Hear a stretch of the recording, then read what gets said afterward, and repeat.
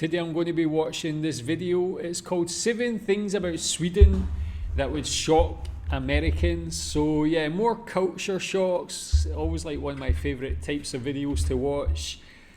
Seeing what people think, what they observe when they move to a country that might be a little bit different from their home country.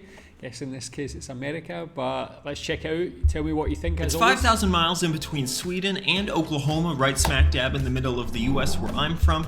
And after living here in Stockholm for half a year, I have a very long list of things that Swedes do that would probably shock a lot of Americans. But for this video, I'll start with 7.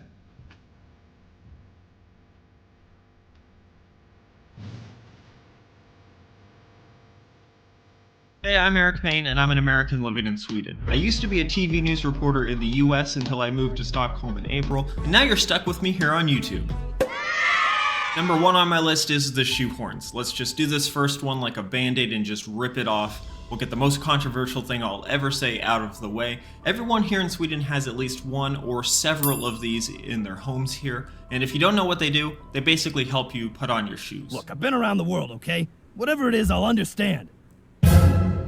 There is nothing about this I understand. I think these are overrated unless you're older or physically can't bend down easily to put on your shoes, so you will never see me use one of these, and that's all I have to say about it. Into exile.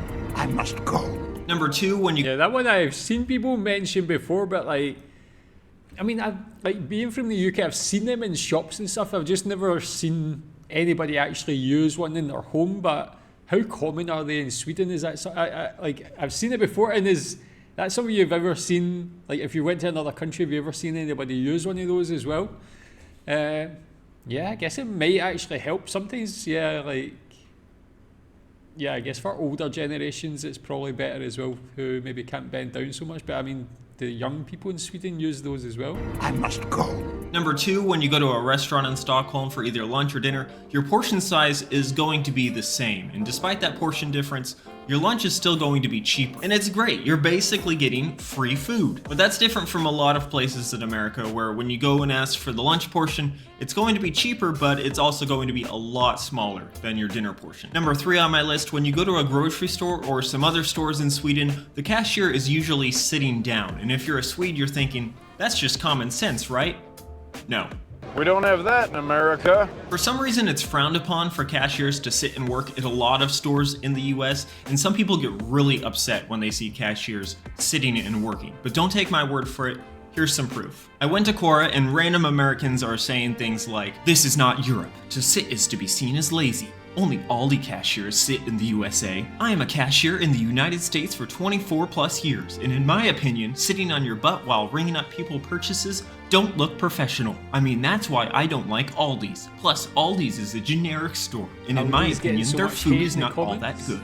And also my personal favorite, because other countries are lazy and not in the shape, health-wise, as we are. And that one's especially stupid because according to the Bloomberg Global Health Index, the US is the 35th healthiest country in the world. That's behind Sweden and also pretty much every single European country.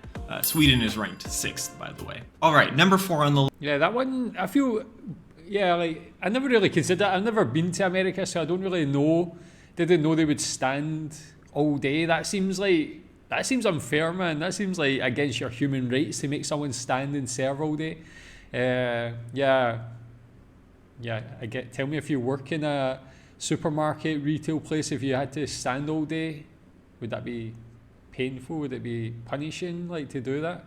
That just makes me feel bad for Americans. List, there are a ton of parents walking around with strollers here in Sweden. We need to talk about the BABEE. A big part of that is because everything is super walkable here in Sweden, but it's also a really big part of the culture that both of the parents are generally really involved in kids' lives. You can also see that with the really generous paid maternity and paternity leave that's mandated by the government, and all the companies are pretty accepting of it as well. Let's talk about the weather here in Sweden. Yeah, tell me about that. Like, do you feel like that's the case? Both parents are very involved in the child's life?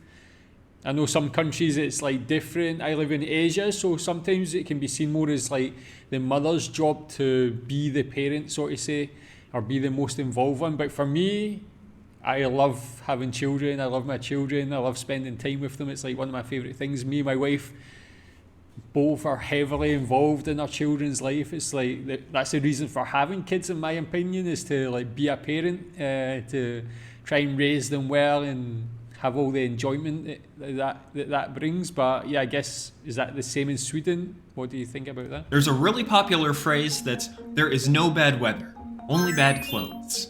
And that kind of hints at the incredibly boring weather here in Sweden. I mean, you have your spring, you have summer, fall and winter here is not the best generally, but I am here to report that there is definitely a such thing as bad weather, and you can go to this entire section of the US to find it. In a lot of the Midwestern US, you're glued to your TV when storms hit. There's non-stop weather coverage, weather-related TV specials, and storm chasers. The meteorologist at the Tulsa station that I worked at was basically a household legend, and I'm not exaggerating. He is the king of the Tulsa weather scene. We call him Travis Meyer. There's Travis Meyer memes, like this one, and then there was one that was made into stickers, and then there was this one, and it doesn't even stop there because one business sold these Travis Meyer candles. So people take their storm season weather very seriously in parts of the US, like in Oklahoma, and since I moved to Sweden, I have not had to look at my weather radar once. Well, what are you waiting for?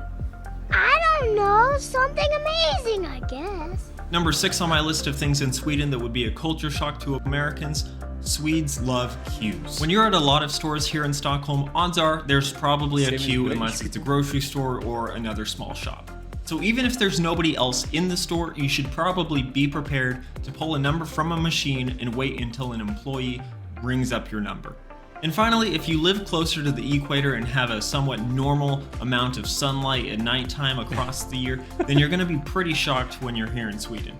Winter is pretty rough. December 21st is the shortest day here. It has only 6 hours of sunlight, but when you get to the summer here in Sweden, it's great. It's almost never dark.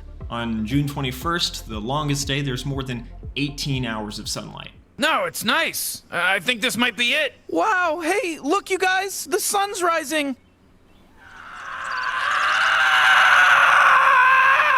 If you enjoyed this video, please consider leaving a Yeah, like I'm one of those people that live beside the equator. I live basically right on the equator in Kuala Lumpur, and yeah, it's nice to have the sun in here every day of the year. The sun rises at like 7 a.m. The sun sets at 7 p.m. So it's like very regimented. It's always the same in ways that's good, that you can always plan and there's always sun, get your vitamin D. But in some ways it's like also nice to have the seasons and have those earlier nights. You feel cozy.